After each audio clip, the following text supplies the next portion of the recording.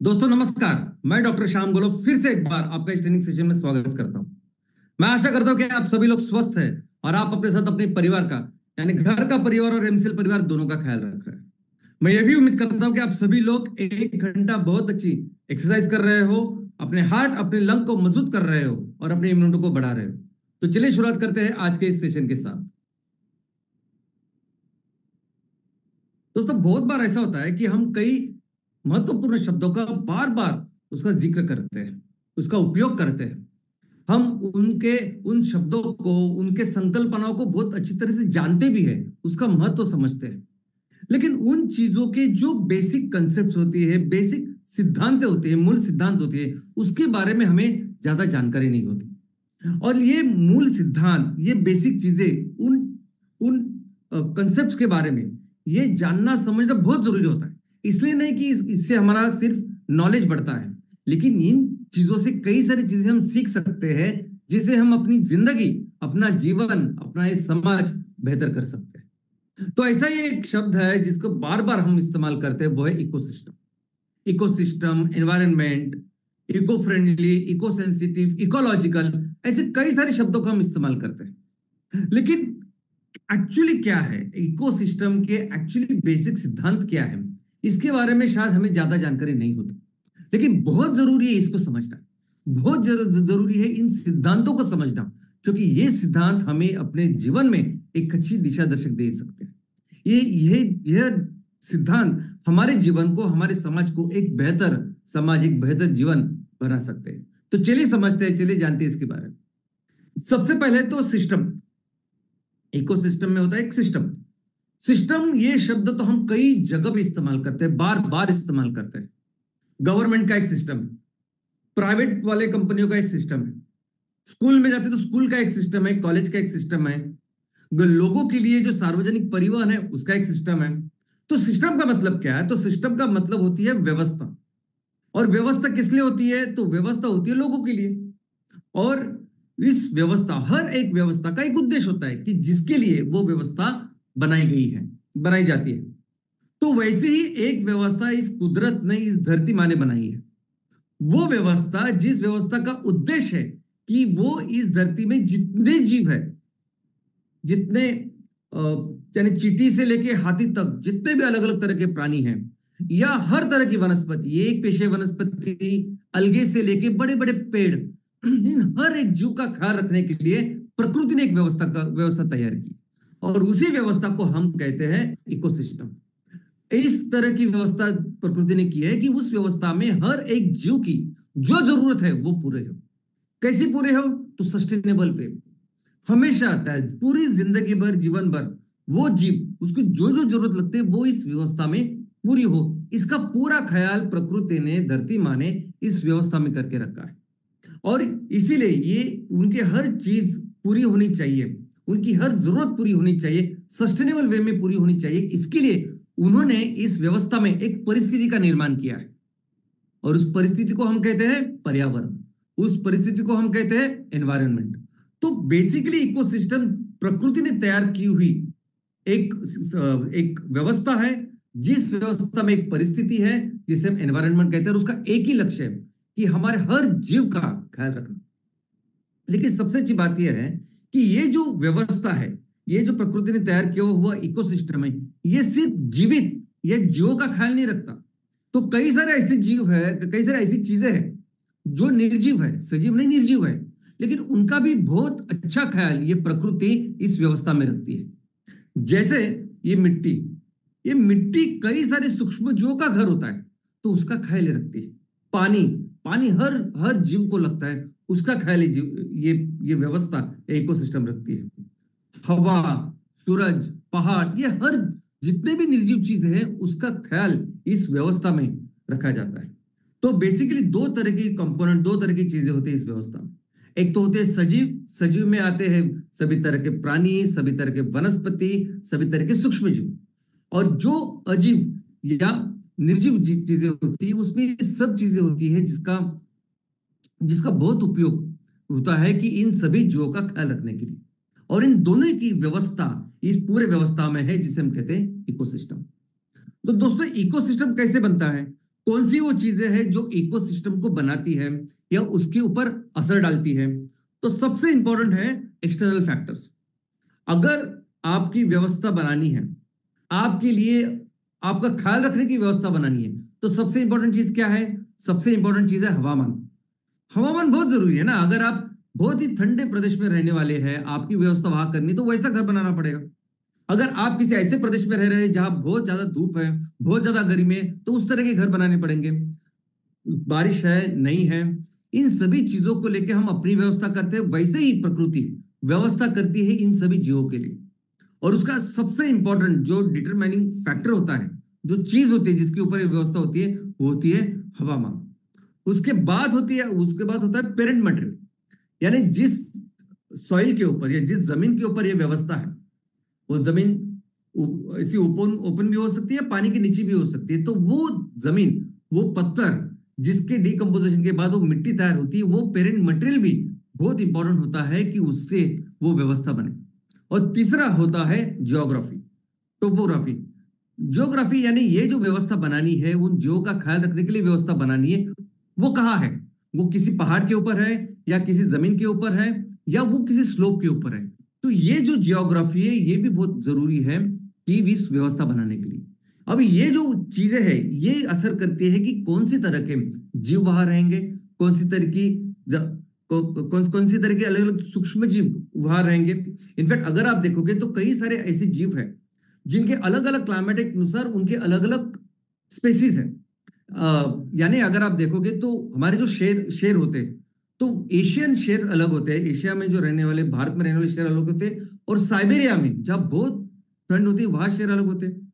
जो ठंड प्रदेश में होते हैं वहां के जो जीव होते हैं उनके लिए एक स्पेशल अरेंजमेंट कुदरत करती है। जैसे उनको लंबे लंबे बाल होते हैं ताकि वो उस एनर्जी को रोके और अंदर के टेम्परेचर का ख्याल रख सके। दूसरी वो चीजें हैं जिससे इकोसिस्टम बनती है, वो इंटरनल फैक्टर्स है। यानी एक बार व्यवस्था करने के बाद जो अलग अलग कंपोनेंट है, वो अपना काम किस तरीके से कर रहे हैं, वो भी एक इंपॉर्टेंट चीज होती है कि जिससे ये व्यवस्था बनती है। अभी माइक्रो ऑर्गेनिज्म का काम है डिकम्पोजिशन, रिसाइकलिंग। वो अपना काम कितना एफिशिएंटली कर रहे हैं, ये इंपॉर्टेंट फैक्टर होता है कि जिससे ये इकोसिस्टम तैयार होता है। दोस्तों, तो इस इकोसिस्टम के बेसिकली 4 अलग अलग कंपोनेंट हैं। किसी भी व्यवस्था में, इस प्रकृति ने बनाई हुई व्यवस्था में 4 अलग अलग चीजें होती है। सबसे पहले 2 चीजें कौन सी होती है? तो जैविक घटक और अजैविक घटक। जैविक घटक में हमने देखा कि सभी तरह के प्राणी, सभी तरह के वनस्पति और सभी तरह के सूक्ष्म जीव, एक तो वो प्राणी का सूक्ष्म जीव हो सकता है, एक पेशीय प्राणी, या एक पेशीय वनस्पति हो सकती है। सभी तरह के बैक्टीरिया, वायरस, सभी इसमें आते हैं। और दूसरे जो होते हैं वो अबायोटिक, यानी निर्जीव। और इसमें होती है मिट्टी, पत्थर, हवा, पानी और धूप। तो ये 2 कंपोनेंट है, लेकिन जिसके ऊपर ये इकोसिस्टम बनती है, जो जो बेसिकली इकोसिस्टम कैसे बनेगी, इसका ये डिटर्मिनेशन करते हैं, वो है इनों में इन सभी चीजों के बीच में होता हुआ इंटरेक्शन। यानी अगर अलग अलग तरह के वनस्पति या अलग अलग तरह के प्राणी उस व्यवस्था में रह रहे हैं, तो वो एक दूसरे के साथ उनका क्या इंटरेक्शन, एक दूसरे के साथ कैसे सहजीवन में हो रह रहे हैं, किस तरह के रिलेशन उन दोनों में है, ये डिसाइड करता है कि किस तरह का इकोसिस्टम बनेगा। एट द सेम टाइम अगर एक वनस्पति है, एक प्राणी है, एक दूसरे के साथ उनका कैसे इंटरेक्शन है, वो भी डिसाइड करता है कि इकोसिस्टम कैसे बनेगा। इसके आगे जाके सजीव और निर्जीव, इन दोनों के बीच में जो इंटरेक्शन होता है, वो भी डिसाइड करता है कि ये इकोसिस्टम किस तरह का होगा। लेकिन इसके अलावा इंटरेक्शन विद इन देम, यानी ये सब जो चीजें हैं जो अपना काम कर रही है, इनके अंदर भी, इनके स्वयं अंदर भी एक इंटरेक्शन हो सकता है। जैसे कोई बहुत बड़ा जीव है, हाथी है या बड़ा कोई जीव है, उसके अंदर, जैसे हमारे अंदर भी कई सारे सूक्ष्म जीव हैं, तो उनके अंदर भी सूक्ष्म जीव होते हैं।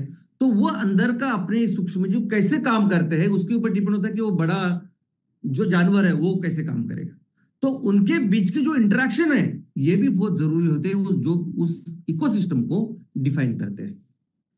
तो दोस्तों, ये जो व्यवस्था है, ये जो इकोसिस्टम है जो कुदरत ने तैयार की है हर जीव का ख्याल रखने के लिए, वैसे तो इसके कई सारे प्रकार, अलग अलग तरह के इकोसिस्टम हो सकते हैं। यानी अगर आप देखोगे तो एक बहुत बड़ा पेड़ भी अपने आप में एक इकोसिस्टम है।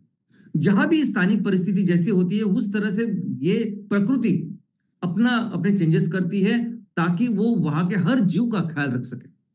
तो बहुत सारे इकोसिस्टम्स है, बहुत सारी अलग अलग व्यवस्थाएं हैं। लेकिन जो वर्गीकरण, जो मूलभूत वर्गीकरण है, वो ये है कि वो व्यवस्था जो जमीन पे है और वो व्यवस्था जो पानी में है।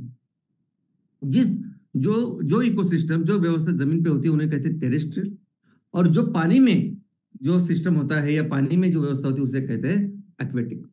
अभी इसके भी हर चीज के, यानी जमीन के ऊपर और पानी के ऊपर भी कई सारे उसके वर्गीकरण है। कई सारे देश, कई सारे यूनिवर्सिटीज अलग अलग तरह का उसका वर्गीकरण करते हैं। लेकिन जो ऐसा वर्गीकरण जो पूरे दुनिया में माना जाता है, स्कूलों में हम जिसको पढ़ते हैं, वो एक सिंपल सा वर्गीकरण है जिसमें जमीन के ऊपर जितने इकोसिस्टम है, व्यवस्था है, वो 4 अलग अलग व्यवस्था में जाती है, और पानी के जो व्यवस्था है वो 4 अलग अलग इसमें जाती है। इसका मतलब टोटल 8 ऐसे अलग अलग इकोसिस्टम हमें स्कूल में पढ़ाए जाते हैं। चलो उसके बारे में समझते हैं, सिंपल चीजें समझते हैं। तो सबसे पहले जमीन के ऊपर जो व्यवस्था है, जमीन के ऊपर जो इकोसिस्टम है, सबसे महत्वपूर्ण, सबसे इंपॉर्टेंट उसमें व्यवस्था है फॉरेस्ट की, जंगल की व्यवस्था। अब जंगल को कैसे डिफाइन करेंगे हम, किसको कहते हैं जंगल? तो जंगल उस चीज को कहते हैं, उस जमीन के पृष्ठभाग को कहते हैं कि जहां बहुत से कम जगह पे बहुत बड़े बड़े पेड़ या बहुत ज्यादा ऐसी वनस्पति होती है, उसे जंगल कहते हैं। और ये दुनिया के लिए, पृथ्वी के लिए, देश, यूनाइटेड नेशंस के लिए, हर के लिए बहुत इंपॉर्टेंट है। हर देश कोशिश करता है कि ये जंगल, फॉरेस्ट का कवर उसके देश में ज्यादा हो। पूरी दुनिया कोशिश करते है कि इस दुनिया में ये प्रकृति में ये फॉरेस्ट का कवर ज्यादा हो, क्योंकि इसकी वजह से कई सारे फायदे, बायोडायवर्सिटी है या बहुत सारी चीजें होती है। कम समय में, कम जगह में आपको बहुत सारी वनस्पति दिखती है, बहुत सारे प्राणी होते हैं, माइक्रो ऑर्गेनिज्म होते हैं, उनके इंटरेक्शन होते हैं, और उसके कई सारे फायदे हमारे मनुष्य को भी और पूरी दुनिया को होते हैं। तो इस जंगल के लिए अपना एक खुद का इकोसिस्टम है, जिसे जंगल का इकोसिस्टम कहते हैं। लेकिन ये जंगल भी कई तरह के हो सकते हैं। इसके भी अलग वर्गीकरण ऐसा है कि उष्ण कटिबंध वाला जंगल, समशीतोष्ण कटिबंध वाला जंगल, या बहुत ठंडा जो प्रदेश है वहां भी अपना अपना जंगल होता है। हर जगह छोटी सी जगह पे ज्यादा वनस्पति होती है, तो उसके अनुसार अलग अलग तरह के फॉरेस्ट के इकोसिस्टम्स है। दूसरा है ग्रासलैंड। दोस्तों, ऐसी जमीन की जहां मैक्सिमम या प्रोमिनेंटली ग्रासेस यानी घास है, जैसे हमारा नेपियर ग्रास है, वैसे कई तरह के लोकल ग्रासेस होते हैं, और उनसे वो पूरी जो जमीन है वो रहती है। ऐसे दुनिया में लगभग 25% जो जमीन है वो ग्रासलैंड है, और इस ग्रासलैंड में भी कई सारे जीव हम देखते हैं। तो इनका एक अलग इकोसिस्टम, एक अलग व्यवस्था एक कुदरत ने इसके लिए भी बनाई है। इसके अलावा तीसरा है माउंटेन यानी पहाड़ों वाला इकोसिस्टम। अभी जब पहाड़ की परिस्थिति बनानी है, पहाड़ पे व्यवस्था बनानी है, तो उसके टेम्परेचर, क्लाइमेट के अनुसार फिर वहां के जीव, उनका अपीयरेंस, ये सब चीजें होती है। चौथा है डेजर्ट, यानी चौथा है रेगिस्तान वाला इकोसिस्टम। रेगिस्तान वाला इकोसिस्टम भी प्रकृति इस तरह से बनाती है ताकि वहां के जो क्लाइमेट है, जो जरूरत है, उसका ख्याल रख सके, और उसी के अनुसार वहां प्राणी, वहां वनस्पति और सूक्ष्म जीव पाए जाते हैं। इसके अलावा पानी के जो है, पानी के से रिलेटेड भी 4 अलग अलग ऐसे इकोसिस्टम है। सबसे पहले तो फ्रेश वाटर में एक है लोटिक इकोसिस्टम, यानी ऐसे पानी की व्यवस्था जहां जो पानी बहता हुआ है। और ऐसा बहुत अच्छा एग्जांपल है नदी, उपनदी, या छोटे छोटे जो उसके स्ट्रीम्स होते हैं, ये सभी इस इकोसिस्टम में आते हैं। तो ये कुदरत उस बहते हुए पानी में कौन सी तरह के जीव रहते हैं, बहते हुए पानी में कौन सी तरह की वनस्पति होती है, उसका कैसे ख्याल रखना है, उसके लिए क्या करना है, ये सभी चीज इसमें पाई जाती है। दूसरा है लेंटिक यानी ऐसे पानी, ऐसा फ्रेश वाटर जो एक जगह ठहरा हुआ है। इसका मतलब है तालाब, जैसे तालाब। तो तालाब में भी अगर आप देखोगे तो तालाब में एक अलग तरह की वनस्पति आपको दिखेगी, तालाब में अलग तरह के प्राणी आपको वहां दिखेंगे, अलग तरह के सूक्ष्म जीव वहां देखेंगे। तो अपने आप में एक तालाब की एक अलग व्यवस्था है। इसके अलावा तीसरी जो व्यवस्था है पानी की, वो है वेटलैंड यानी वो जमीन, ये वो जमीन और पानी के बीच वाला ऐसी एक अवस्था है कि जिसमें जमीन के ऊपर पानी एक तो बहुत गहरा नहीं होता बिल्कुल, और दूसरी बात, एक तो रहता है, हो सकता है कि कुछ महीने के लिए रहे, या हो सकता है कि कुछ साल, पूरा साल वो रहे, लेकिन बहुत ही कम सुपरफिशियल ऐसा पानी रहता है। और ये दुनिया का सबसे सेंसिटिव ऐसे इकोसिस्टम या पर्यावरण की जो व्यवस्था है वो मानी जाती है, क्योंकि हम जो भी नुकसान कर रहे हैं पर्यावरण का या इस क्लाइमेट का, सबसे इंपॉर्टेंट, सबसे इमीडिएट असर अगर किसी के ऊपर होता है तो होता है वेटलैंड। इसके अलावा ऑफ कोर्स समुद्र का इकोसिस्टम। दोस्तों, हमारी इस दुनिया के ऊपर 71% पृष्ठभाग, सरफेस जो है वो समुद्र है। तो समुद्र में तो इतनी अलग अलग तरह के इकोसिस्टम है। यानी साइंटिस्ट लोग कहते हैं कि इस समुद्र के अंदर जितने जीव है, हम 20% भी नहीं अभी तक समझ पाए हैं। यानी 80% से ज्यादा जीव समुद्र में ऐसे हैं कि जिनके बारे में हमें पता ही नहीं। आज इस डेट की मैं बात कर रहा हूं। तो ये प्रकृति ने समुद्र के अंदर भी इतनी विशाल, इतनी महाकाय ऐसी इकोसिस्टम, ऐसी व्यवस्था बनाई है जहां अलग अलग लेवल के अलग अलग प्राणी और वनस्पति का ख्याल उसमें रखा जाता है।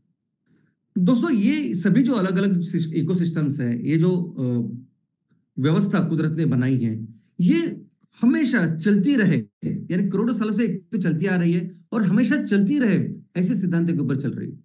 और ये सभी व्यवस्थाएं इस तरह से कुदरत ने बनाई है कि वो हमेशा के लिए आगे भी चलती रहे। तो कैसे बनते हैं, कैसे होती है ये व्यवस्था सस्टेनेबल?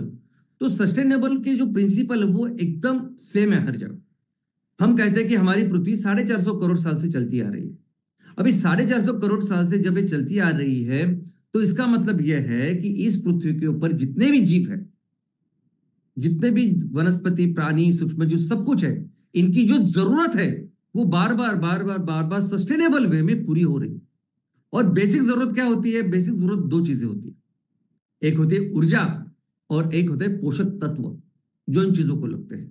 तो ये ऊर्जा और पोषक तत्व बार बार इस पृथ्वी के ऊपर तैयार हो रहे हैं, वो उसका उपयोग किया जा रहा है, बाद में फिर से वो मिल रहे हैं। इसकी वजह से दुनिया है इतने करोड़ों सालों से, सेम चीज हर एक इकोसिस्टम में, हर एक परिस्थिति में होती है। अभी इस इकोसिस्टम में भी एक अपनी एनर्जी साइकिल होती है।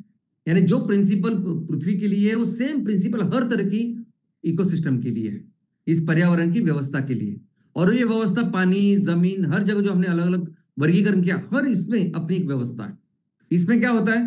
तो इसमें जो ऊर्जा है, जो ऊर्जा की जरूरत है, वो सस्टेनेबल वे में पूरी की जाती है। और ऊर्जा की जरूरत हर एक जीव की, सूक्ष्म जीव से लेके वनस्पति और प्राणी। और कैसे होती है ये पूरी, कैसे होता है ये ऊर्जा का साइकिल? तो दोस्तों, इस दुनिया में जितनी भी ऊर्जा है, जिसको जो भी तरह का प्राणी, जीव, सजीव है, हर तरह का ऊर्जा का सिर्फ एक ही स्रोत है, सूरज। और एक ही तरीका है हर तरह के इकोसिस्टम में उस ऊर्जा के एंट्री करने का, एक ही सोर्स, और वो है फोटोसिंथेसिस। तो ये इकोसिस्टम कोई भी हो, व्यवस्था कहीं भी हो, एक ही तरीका है कि जिससे ऊर्जा उस सिस्टम में प्रवेश करती है, और वो है सूरज की किरणों से बनता हुआ वो फोटोसिंथेसिस। फोटोसिंथेसिस यानी प्रकाश संश्लेषण, ये एक ऐसी प्रक्रिया है कि जिससे हर वनस्पति अपना खाना बनाती है। हर वनस्पति इस ऊर्जा को कैप्चर करती है। सूरज की किरणों में ये जो ऊर्जा है उससे अपना केमिकल ऊर्जा में उसको रूपांतरित करती है, ताकि उसका उपयोग और उपभोग बाकी सब जीव ले सके। और फिर ये ऊर्जा ट्रांसफर होती है बाकी के जीवों में, और इसे कहते हैं एनर्जी फ्लो। तो एक बार ये एनर्जी ली, कुदरत की जो एनर्जी है वो वनस्पति ने ली, अपना खाना तैयार किया, ऊर्जा तैयार की, फिर उसको खाके लोगों कुछ जीवों को ऊर्जा मिलती है, जिनको प्राइमरी कंज्यूमर बोलते हैं। प्राइमरी कंज्यूमर को खाके किसी को ऊर्जा मिलती है, उसको सेकेंडरी कंज्यूमर बोलते हैं। सेकेंडरी कंज्यूमर को खाके किसी को ऊर्जा मिलती है, उसको टर्शरी कंज्यूमर बोलते हैं। और ये सब कुछ जब खत्म हो जाते हैं, मर जाते हैं, तो हर एक चीजों का डीकंपोजिशन करके, उसको रिसाइकल करके फिर से वो ऊर्जा ओपन की जाती है, वो होते हैं सूक्ष्मजीव। और इस ऊर्जा का भी एक पिरामिड है। यानी ऐसा समझे कि वनस्पति ने अगर आज सूरज की रोशनी ली और 100 यूनिट बनाए, ऊर्जा के 100 यूनिट बनाए, तो अल्टीमेटली जो टर्शरी लेवल के जो कंज्यूमर है, उनके पास सिर्फ 0.1% इतनी ही ऊर्जा जाती है। अलग अलग लेवल पे ये ऊर्जा का ट्रांसफर होता है, अलग अलग लेवल पे ये ऊर्जा कंज्यूम होती है। और उष्णता तैयार होती है, हीट तैयार होती है। दोस्तों वैसे ही जैसे अब ये ऊर्जा का साइकिल है, वैसे ही हमारे पोषक तत्व हमें लगते हैं। तरह के अलग अलग पोषक तत्व होते हैं। हर वनस्पति, हर प्राणी बनता है जिस चीजों से बनता है वही है पोषक तत्व। बेसिकली एक तो बनता उससे है, दूसरा कंटिन्यूसली हर दिन के उसकी जो फंक्शन है, कंटिन्यूस उसकी फंक्शनिंग है, उसके लिए भी ये पोषक तत्व लगते हैं। तो ये जो पोषक तत्व है, हो सकता है कि बहुत बड़ी मात्रा में लगते हैं, जैसे कार्बन, नाइट्रोजन, फास्फोरस, या हो सकता है कि ये पोषक तत्व छोटे छोटे बहुत कम क्वांटिटी में लगते हैं, जैसे सेलेनियम, आयरन। तो ये जो चीजें हैं, अभी कुदरत ने ऐसी व्यवस्था की है ना कि इस व्यवस्था में हर वो चीज जो हमें लगती है, और सिर्फ हमें ही नहीं, हर वनस्पति को, हर प्राणी को जो जो ये पोषक तत्व लगते हैं ना, हर पोषक तत्व बार बार जितना हम लोग उसको इस्तेमाल करें, फिर से वो तैयार होता है और हमें मिलता है। तो इतनी सुंदर रचना इस प्रकृति ने हर इकोसिस्टम में, हर व्यवस्था में की है। जैसे हमने पढ़ा है, जो स्कूल में हम लोग पढ़ते हैं, कार्बन का साइकिल। अभी कार्बन से तो पूरा हमारा शरीर बनता है, कार्बन से वनस्पति बनती है। तो कार्बन का साइकिल किस तरह से होता है, वो इस इकोसिस्टम का हिस्सा होता है, वो हम पढ़ते हैं। नाइट्रोजन का साइकिल होता है कि किस तरह से नाइट्रोजन हम लोग इस्तेमाल भी करते हैं, किस तरह से वो आता है और फिर से रिसाइकल होता है। फॉस्फोरस, अभी ये कार्बन, नाइट्रोजन, फॉस्फोरस, ये चीजें ऐसी कि जिसके बारे में हमें पता है आज, जिसके बारे में हमने पढ़ा है, हमें समझा है, और इसलिए हमें अभी पता चला कि साइकिल ऐसे होता है, चक्र ऐसे चलता है। अभी सेम चक्र छोटी छोटी चीजों में भी है, छोटी छोटी जो चीजें एकदम मूलद्रव्य जिसे कहते हैं, ऐसी चीजों में भी है। लेकिन बहुत सारी चीजें शायद हमने अभी तक समझी नहीं। शायद हो सकता है कि बहुत सारी जो बाकी की जरूरतें हैं, पोषक तत्व है, उनके बारे में अभी तक मनुष्य को पता भी नहीं। हर एक पोषक तत्व की चीजों की व्यवस्था, उसका चक्र इस हर तरह के इकोसिस्टम में होता है। अभी इस इकोसिस्टम में जो अलग अलग कैटेगरी होती है, उसका अपना अलग अलग काम होता है। जैसे वनस्पति, अभी वनस्पति का काम क्या होता है, तो वनस्पति का काम होता है ये ऊर्जा को कैप्चर करना, ऊर्जा और पोषक तत्व उसको लेके सिस्टम में डालना, उसको लेके इस व्यवस्था में डालना, ऊर्जा तैयार करना और पोषक तत्वों को लेके सिस्टम में डालना। तो एनिमल्स का काम क्या होता है, तो एनिमल्स का काम होता है ये जो ऊर्जा वनस्पति ने इस सिस्टम में तैयार की है या लाई है, उस ऊर्जा को और उस पोषक तत्वों को अलग अलग तरह ट्रांसफर करना। तो ट्रांसफर का जो काम है वो सब एनिमल्स करते हैं। और ये सभी तरह के जो पोषक तत्व है, जो ऊर्जा है, उसको फिर से रिसाइकल करना, रीजनरेट करना, ये काम करते हैं माइक्रो ऑर्गेनिजम्स। तो बेसिकली ये तीन कैटेगरी है। किसी भी तरह के इकोसिस्टम में, किसी भी तरह की व्यवस्था में ये तीन कैटेगरीज है। एक होते हैं वनस्पति जो सिस्टम में ऊर्जा डालते हैं, पोषक तत्व डालते हैं। एक होते हैं एनिमल्स जो हर तरफ इसको फैलाते हैं। पोलिनेशन भी एक एक्चुअली एक तरह के ऊर्जा और पोषक तत्वों को फैलाने का, बेहतर करने का तरीका है। और तीसरा होता है सूक्ष्म जीव जो इसको हमेशा रिसाइकल, सस्टेनेबल करते हैं।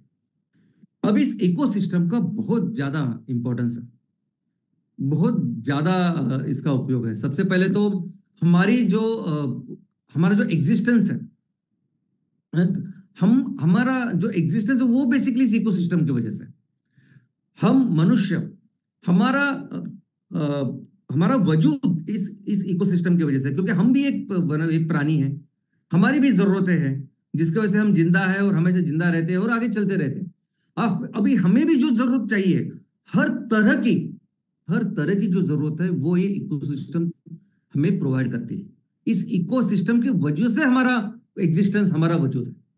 दोस्तों इनफैक्ट पानी, अभी पानी का एग्जांपल लेते हैं कि पानी तो एकदम बेसिक चीज है। इनफैक्ट हमारा शरीर बना है 70% पानी से। अब आप अगर देखोगे तो हर गांव, हर शहर वो कैसे बसा है, कैसे बसने की शुरुआत हुई, उन्हीं जगह से हुई है जहां पानी का स्रोत है। तो पानी बहुत ही बेसिक है। और कौन सी वो व्यवस्था है कुदरत की कि जिसमें बार बार हम लोग हर बार ये पानी को इस्तेमाल करते हैं और फिर से वो पानी आता है, तो वो है इकोसिस्टम। इस इकोसिस्टम की वजह से ये हाइड्रोलॉजिकल साइकिल है, इकोसिस्टम की वजह से पानी का चक्र है, और इस इकोसिस्टम की वजह से हमें बार बार ये पानी मिलता है। इसके अलावा ये हवा, ये ऑक्सीजन, ये हवा और ऑक्सीजन जो भी हमें बहुत कंपल्सरी है, ये भी आता है, ये भी मेंटेन हो रहा है करोड़ों सालों से। इसका एक ही कारण है, वो है इकोसिस्टम। लेकिन हम क्या कर रहे हैं यानी दुनिया दुनिया में सबसे ज्यादा पोल्यूशन करने वाला या खराब चीजें करने वाला अगर कोई स्पेसीज है, जीव है, तो वो मनुष्य। हम बार बार इस हवा को, पानी को खराब करते हैं, लेकिन ये व्यवस्था ही कुदरत ने ऐसी बनाई है कि हर बार इस हवा को भी प्यूरिफाई करके वो हमें देता है, हर बार पानी को प्यूरिफाई करके हमें देता है। तो ये प्यूरिफिकेशन का, इसको क्लीनिंग या स्वच्छ करने का जो काम है, ये भी इस व्यवस्था में, इस इकोसिस्टम में होता है। और क्रॉप पोल्यूशन, यानी देखो, हम अभी इस दुनिया में आके 2 लाख साल हुए। मनुष्य इस दुनिया में 2 लाख साल से धीरे धीरे करके, और संस्कृति अभी कुछ हजार साल से है। तो वैसे ही जो इवोल्यूशन होता है, इस इवोल्यूशन की कई सारी प्रक्रिया है जिसकी वजह से ये इवोल्यूशन हो रहा है, बेहतर हम बन रहे हैं। और इन सभी चीजों में बहुत बड़ा रोल इस पूरी अवस्था का है। यानी हमें पता ही नहीं है कि क्या क्या चीजें इस इकोसिस्टम में होती है। हमारा नॉलेज बहुत लिमिटेड है। इनफैक्ट इसको पढ़ने के लिए, समझने के लिए इकोसिस्टम का एक बहुत बड़ा शास्त्र विकसित हुआ है। आज भी अगर आप देखोगे तो इकोसिस्टम में हम क्या सीख सकते हैं, पढ़ सकते हैं। तो इकोसिस्टम एक, जैसे डॉक्टर है, डॉक्टर, इंजीनियरिंग, ऐसे अलग अलग स्ट्रीम्स है ना, वैसे मैं समझता हूं कि इकोसिस्टम इतनी बड़ी शाखा है जिसके बारे में अभी तक हमें ज्यादा पता भी नहीं, ऐसा हम समझ सकते हैं। और इतने बड़े, इतने विशाल इकोसिस्टम के बारे में एक प्रेजेंटेशन में कुछ बताना, ये तो मुमकिन ही नहीं। लेकिन आज एक सीख इस इकोसिस्टम की मैं आपके सामने रखना चाहता हूं। बहुत इंपॉर्टेंट, बहुत जरूरी ऐसी सीख है इस इकोसिस्टम की, इस व्यवस्था की। ये व्यवस्था जो है ना दोस्तों, इस कुदरत ने जो बनाई है, ये ना हमेशा डायनामिक होती है, कंटिन्यूसली गतिशील होती है, क्रियाशील होती है। हमेशा हमेशा इसमें कुछ ना कुछ क्रिया, गति चलती है। ये कभी भी ऐसी stable, stable in the sense वैसी नहीं होती। हमेशा इसमें चेंजेस, बदलाव सब होते हैं। और ये गति और ये कृति ये हमेशा चलती रहती है। अब इसका कारण यह है कि ये इकोसिस्टम, ये प्रकृति हमें ये बताना चाह रही है, ये हमें ये सिखाती है कि इस संसार का नियम ही है बदलाव। और उसी के तरह ये इकोसिस्टम भी, हर व्यवस्था कंटिन्यूअसली उस बदलाव के उस मोड में होती है, उस एक्शन में होती है। कंटिन्यूअसली वो डायनामिक होती है, कंटिन्यूअसली वो गतिशील और क्रियाशील होती है। क्योंकि इस संसार में अगर कुछ स्थिर है तो वो है बदलाव। करोड़ों सालों से जो कुछ ये दुनिया चल रही है, अगर उसमें कांस्टेंट, अगर उसमें कुछ स्थिर है, सातत्य है, तो एक ही चीज का है, वो है बदलाव। यानी वो प्रकृति हो या महाभारत में श्री कृष्ण ने जब अर्जुन को कहा था, तो यही चीज कहा थी, परिवर्तन ही संसार का नियम है। एक ही नियम, एक ही सातत्य। और यही चीज, ये प्रकृति, ये व्यवस्था हमें बताने की कोशिश करती है। और क्या कहती है कि यानी 2 तरह के ये चेंजेस, ये परिवर्तन हो सकते हैं, ये बदलाव हो सकते हैं। कभी कभी ये बदलाव स्लोली होते हैं, हमें समझ में आते हैं, हमें समझ में नहीं आते ऐसे बदलाव। और कभी कभी ये बदलाव बहुत सडन होते हैं, बहुत सडन, अचानक होते हैं, बहुत बड़े स्केल पे होते हैं, हम सोच भी नहीं सकते ऐसे स्केल पे होते हैं। और हमें समझ में नहीं आता, यानी अनएक्सपेक्टेड, अनपेक्षित, ऐसे बहुत बड़े बड़े बदलाव हो सकते हैं। लेकिन प्रकृति कहती है कि ये दोनों चीज, ये संसार का नियम है, यही स्थिर है, यही होने वाला है। और फिर इसके साथ प्रकृति किस तरह से इसका मुकाबला करती है, क्या सोल्यूशन होता है, प्रकृति किस तरह से इसको कोप करती है। तो बेसिकली 2 चीजें होती है कि जो प्रकृति करती है और हमें बताती है। सबसे पहले तो रेजिस्टेंस, और दूसरा है रेजिलियंस। रेजिस्टेंस का मतलब यह है कि रेजिस्टेंस यानी नकार देना, उसको ना बोलना, वो है रेजिस्टेंस।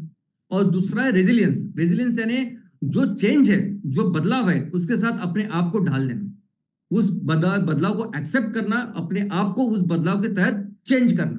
अभी देखा जाए तो ये दोनों चीजें अलग अलग है, दोनों चीजें परस्पर विरोधी है, इसके दोनों के जो अर्थ है वो एकदम अपोजिट है।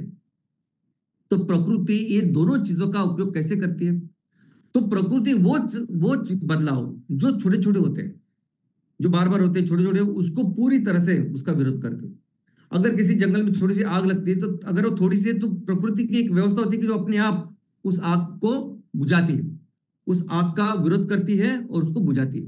लेकिन अगर बहुत बड़ा कोई बदलाव है, अगर भूकंप हुआ है, अगर बहुत बड़ी कुछ आग लगी है, वोल्केनो हुआ है, कुछ ऐसी चीजें, या और मनुष्य, सबसे बड़ा जो अभी स्पेसीज जिसकी वजह से बहुत ज्यादा बदलाव होते हैं कम समय में, वो है मनुष्य। अब अभी ऐसे बदलाव जिसके बारे में शायद हम जानते नहीं, समझते नहीं, और हमें उम्मीद नहीं होती कि ऐसा होने वाला है। ऐसे बदलाव के बारे में प्रकृति क्या करती है? तो प्रकृति पहले तो इस चीज को एब्जॉर्ब करती है, उस चीज को समझती है और खुद को रीऑर्गेनाइज करती है। रीऑर्गेनाइज करती है, खुद को अलग इसमें डालती है ढांचे में, और उस बदलाव के साथ उस बदलाव को अडाप्ट करके फिर अपने लक्ष्य की तरफ जाती है।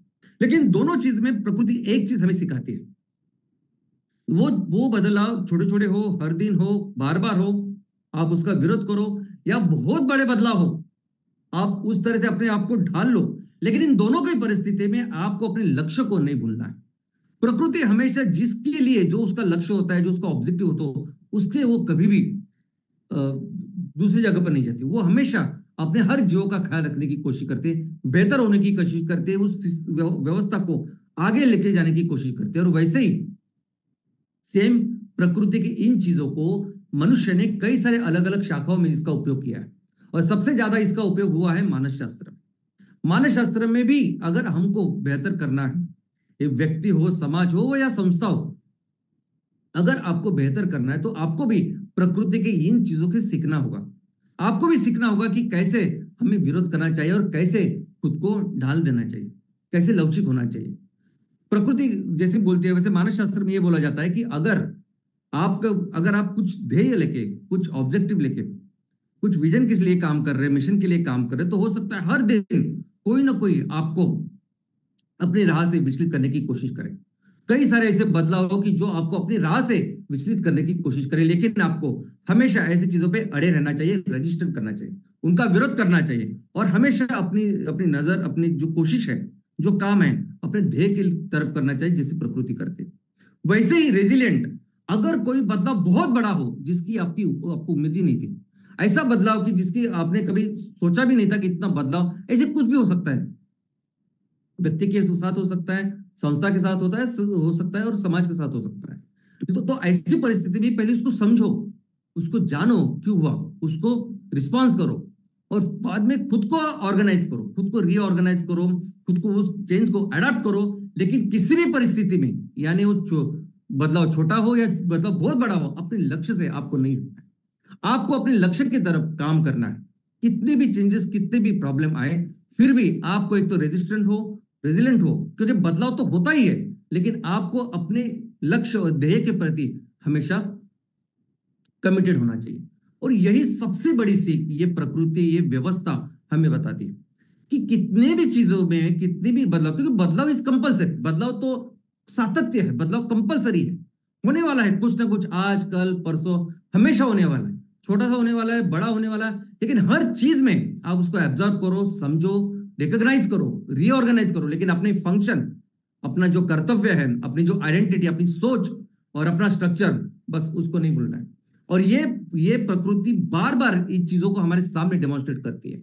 यानी अगर आप देखोगे तो प्रकृति हर जगह, यानी आप कभी कभी उम्मीद नहीं करते, ऐसी चीजों में प्रकृति अपने आप को दिखाती है, दर्शाती है। इनफैक्ट हमने कितने भी इकोलॉजिकल डिग्रेडेशन भी किए, तो भी प्रकृति की हमेशा कोशिश होती है कि कैसे मैं फिर से आऊं, कैसे मैं फिर से बेहतर करूं। और आपने देखा होगा कि कई सारे ऐसे एग्जांपल्स भी है कि जब पूरी तरह से इकोलॉजिकल डिग्रेडेशन है, पूरी तरह से बंजर जमीन, ना पानी, ना पेड़, ना कुछ, वहां प्रकृति नहीं। यानी अगर हमने कोशिश की, उसको थोड़ा सा सपोर्ट किया, तो 10-15 साल में वो पूरे हरे भरे हो जाता है। ऐसे कई सारे एग्जाम्पल हमारे सामने है। तो प्रकृति कहती है कि बेसिकली ये जो बेसिक क्वालिटी है प्रकृति की, इस इकोसिस्टम की, बाउंस बैक, इसको समझिए। बाउंस बैक, ये सब चीजें जो है, ये बदलाव जो है, ये जो परेशानियां हो सकती है, अलग अलग चीजें हो सकती है, ये होने ही वाले हैं। जरूर क्या है, बाउंस की कितने जोर से, कितनी मेहनत करके, किस तरह से आप फिर से उसमें आते हैं। इनफैक्ट सफलता का भी अगर आप व्याख्या देखोगे तो सफलता की व्याख्या क्या है?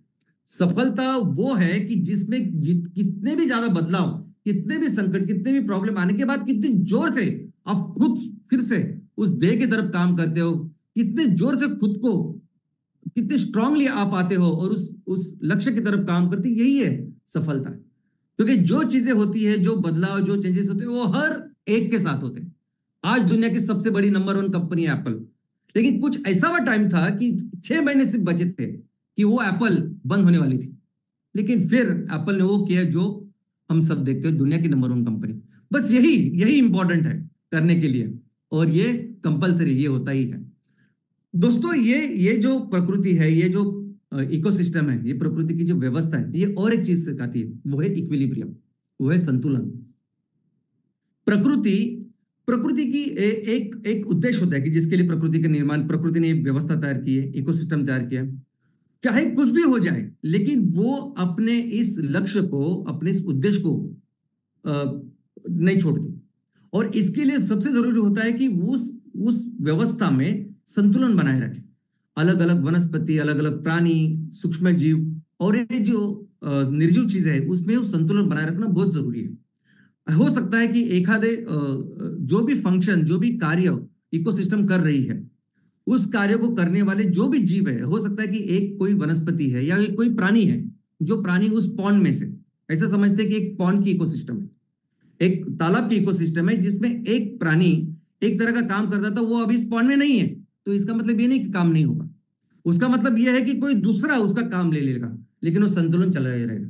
अगर एक एक एक एक प्रोसीजर है, एक प्रोसीजर से अगर वो संतुलन है, वो प्रोसीजर अगर नहीं डिस्टर्ब की मनुष्य के कारण, बाकी किसी चीज के कारण, तो ये प्रकृति अलग लेवल के एक दूसरी प्रोसीजर तैयार करती है, एक दूसरा रास्ता खोल देती है, लेकिन वो संतुलन कायम रखती है।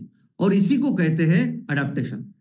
तो प्रकृति का संतुलन इस इकोसिस्टम में, और हर बार अडेप्टेशन, कोई भी चीज हो तो अडेप्टेशन करना और आगे जाना, ये बहुत जरूरी है। और दोस्तों, ये बहुत जरूरी है पूरी दुनिया के लिए, और स्पेशली हमारे हेल्थ के लिए आज की तारीख में।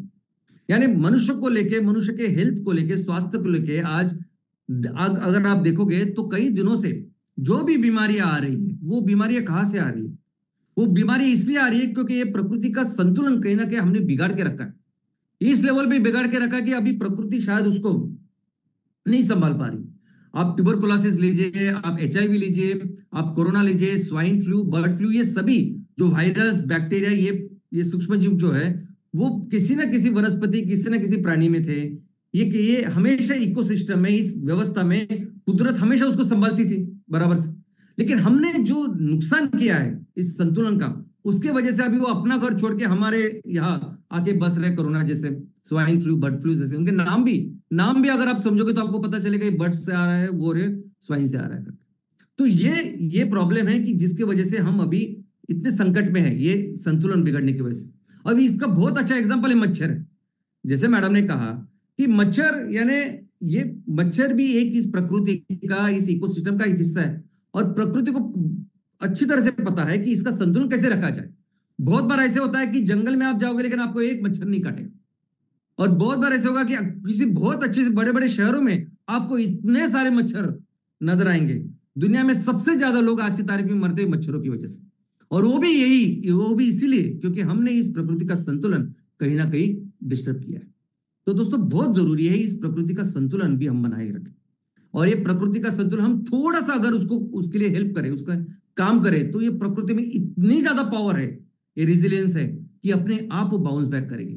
और ये प्रकृति को संभालना, उसको बेहतर करना हमारे अपने लाभ। अगर वो प्रकृति अच्छी रहेगी, अगर ये इकोसिस्टम, ये व्यवस्था अच्छी रहेगी, तो हम अच्छे रहेंगे, और तो हम फिर अपने देश को फिर से दुनिया की सबसे महान देश बना सकते हैं। जय हिंद, जय हिंद।